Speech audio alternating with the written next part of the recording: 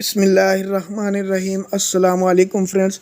आज का हमारा टॉपिक है सर्बैक्स जेड या सर्बैक्स जी टैबलेट्स। सर्बैक्स जी टैबलेट्स जो हैं वो मल्टी वाइटामिन सप्लीमेंट्स होते हैं। इसके अंदर zinc, vitamin C, vitamin E और फोलिक एसिड मौजूद होते हैं।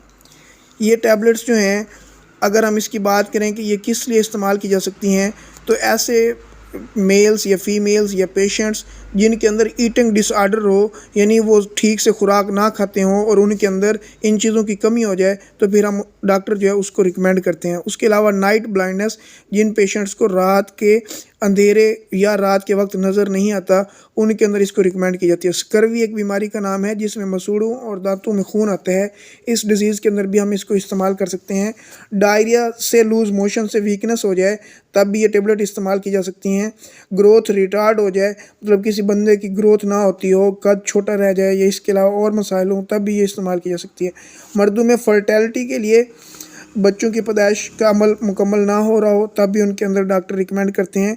ख़वातीन में हार्मोनल इम्बैलेंस हो जाए या ओवल्यूशन या एग बनने का अमल ना हो रहा हो, तब भी हम इसको इस्तेमाल कर सकते हैं। इसके अलावा जिल्द के लिए स्किन वाइटनिंग, चूँकि इसके अंदर विटामिन सी होता है जो मेलानिन पिगमेंट्स को डिक्रीज़ कर देता है, इस वजह से ये जिल्द को साफ़ रखती है और कलर जो है उसका सफ़ेद कर देती है, तब भी ये इस्तेमाल की जा सकती है।